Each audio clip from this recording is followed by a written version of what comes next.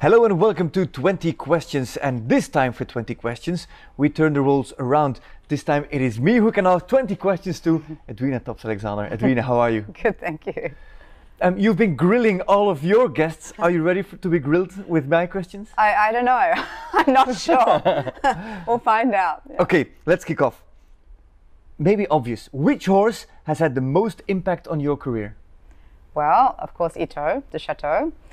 But I'll have to say Penelope, because she was the one that first started my career. So I think Penelope is, a horse that really got me onto that level, when I was at the World Championships. But obviously, I didn't have her as long in my career, unfortunately, as I did with Ito.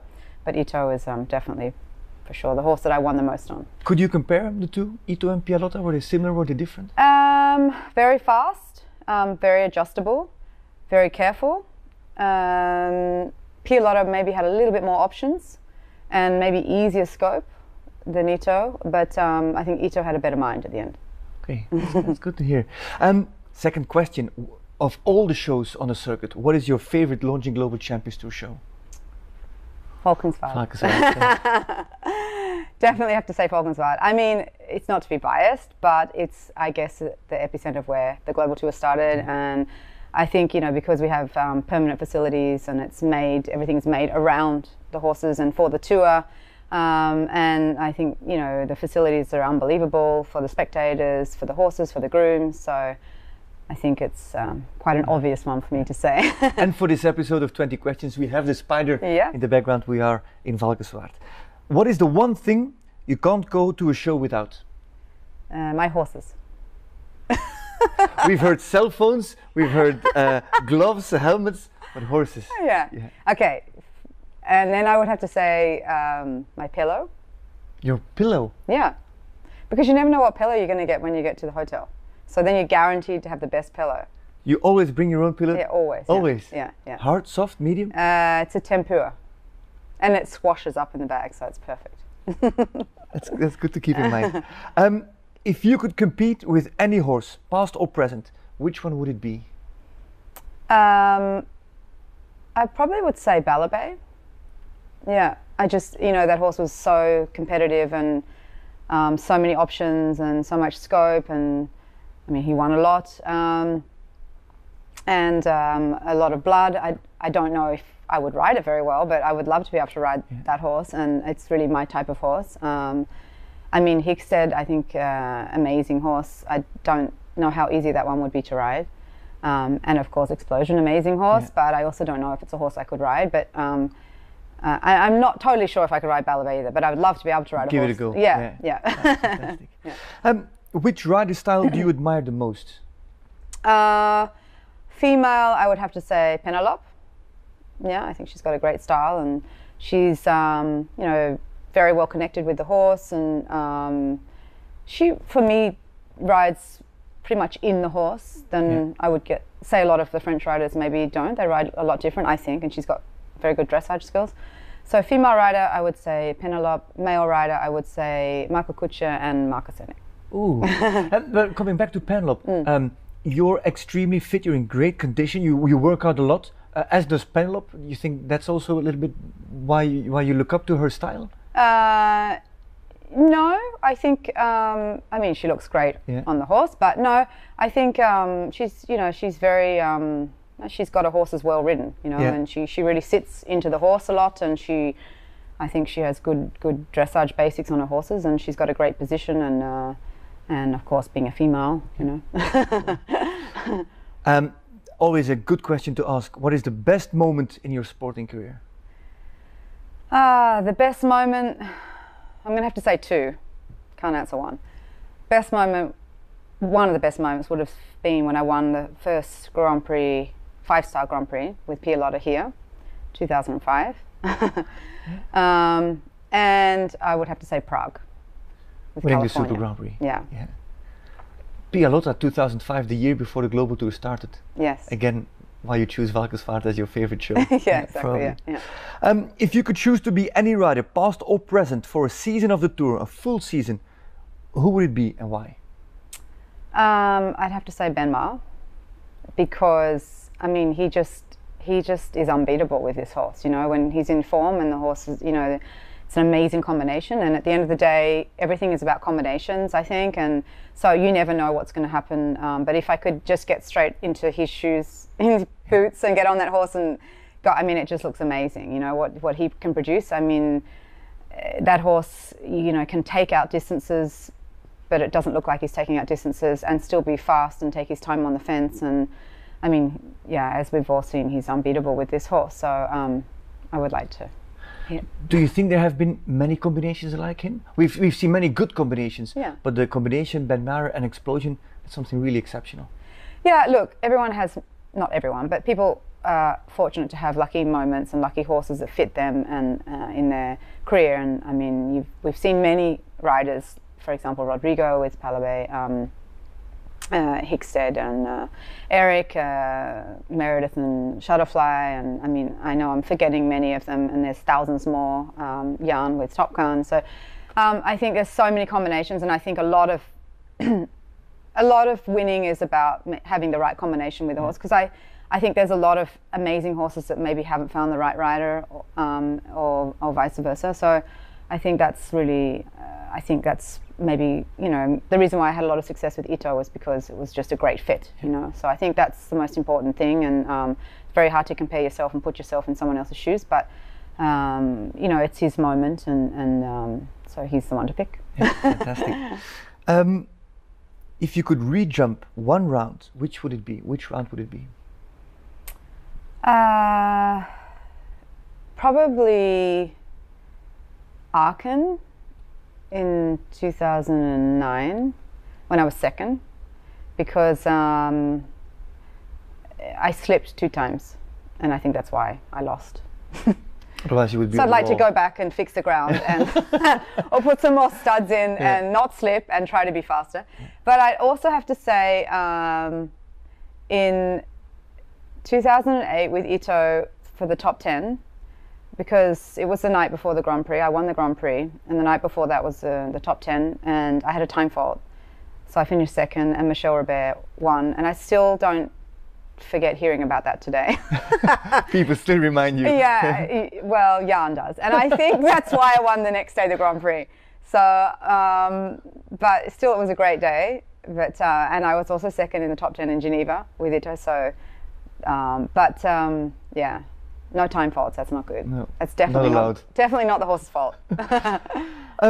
What advice would you give a young rider? I would say probably the same as what everyone else has said. Just to try to learn from everybody and get as much experience as possible. Keep your eyes open, watch as much as you can in the paddock, and be prepared to learn from everybody, and try to get experience in different stables. And I mean, you can never stop learning, and like Margie said, you can, you know, never stop learning, which is true, and that's the best thing about our sport, because the horses keep you humble. But you know, I think to be open-minded and to have a very open vision, and to try to expand your experience as much as possible. And I think once you've, you know, found all those different techniques from people and tips and everything, try to form your own formula and try to make it work. Make it work. Yeah. If we would ask this question to the other riders, they probably answer with your name, but to you, who is the toughest rider to face in a jump-off? I think it's very nice you said that about me. I would never have said that, and I don't think many people would, but I'd probably have to say Julian Epayard. Yeah, pretty fast. Yeah. In our the replays of the Grand Prix that we're showing on the website, Epayard comes through time and time again. Absolutely. Yeah. What is the best piece of advice you've ever received, and who gave it to you? I would have to say, I mean, just to keep your feet on the ground and never forget, you know, where you came from. Always stay humble, and always believe that, you know, everything is possible. I mean, within limits. But I think the mind has so much strength as to how much you can achieve in life, whether it's with riding or it's with another career that you have. And I really think the mind is so strong. And I think that really believing in what you think and really trying to put your mind to that and visualize it can get you a long way. Talking about careers, if you weren't a show jumper, what would you be doing now? I always wanted to be involved in fashion designing, but I couldn't draw. And at that time, you had to draw. Yeah. So that would be something that I would love to be involved in, fashion design or interior design. Okay. Yeah. Any influences here in this beautiful VIP lounge? A little bit, yeah. Okay. A little bit, yeah. Yeah. What do you miss the most about living in Australia? I would say to be surrounded by my family. You know, I mean, it's for sure the best country in the world to live. Everybody knows this, and the people are the nicest people. And of course, you know, it's just so far away. I'm with my family there, and I guess it wouldn't really matter where they were, just to be with my family. That's the hardest part. But of course, the weather's amazing, and you don't really have cold winters. You know, not really winters. But Australia's so big, so it depends where you live. You know. Yeah. But yeah, family. Does your family come over often?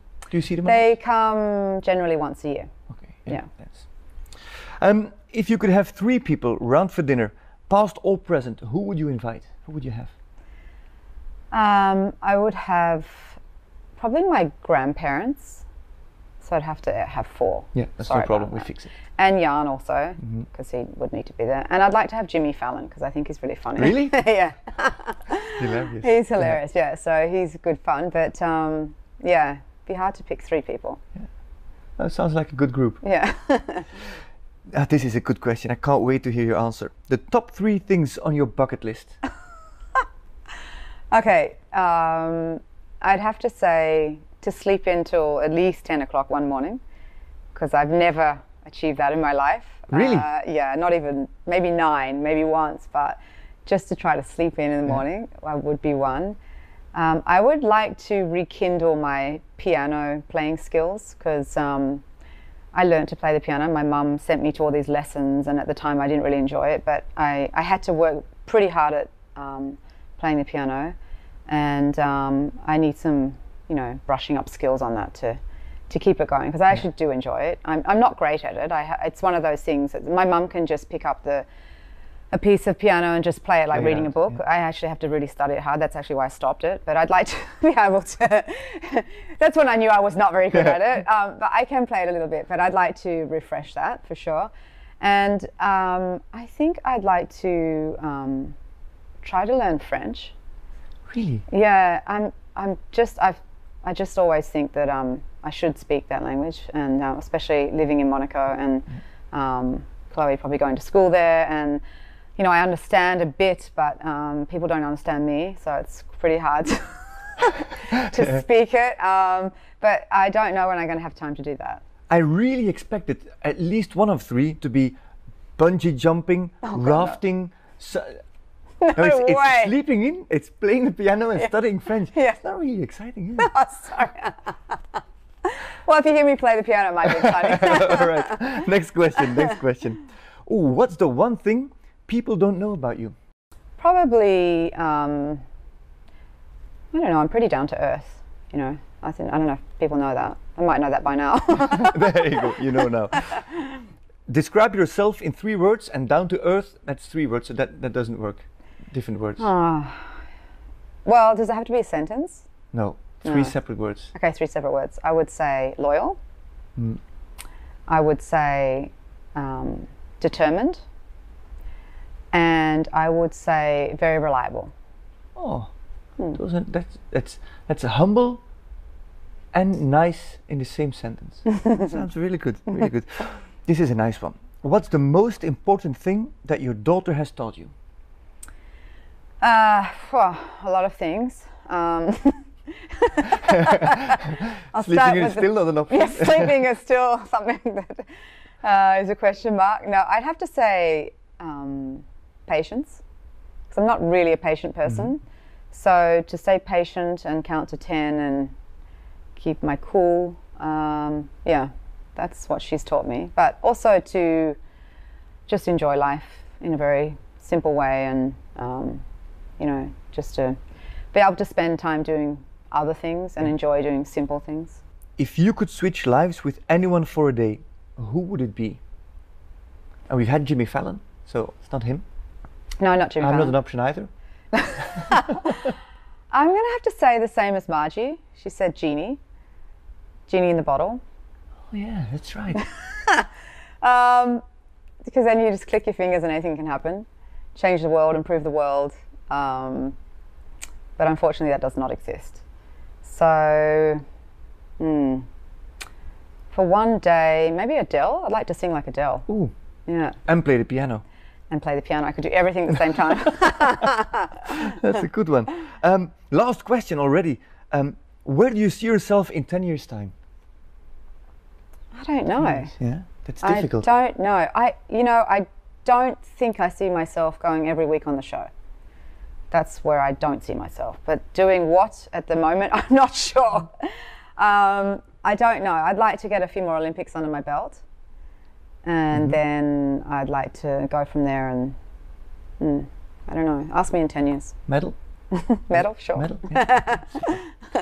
Those were the 20 questions, and that was Edwina Tops-Alexander. Edwina, thank you very much for sitting down with us. I know you've got a busy schedule, that it is very unusual to keep you pinned down for so long, but thank you very much for doing so. Thank you. And thank you for watching. See you next time. Bye-bye.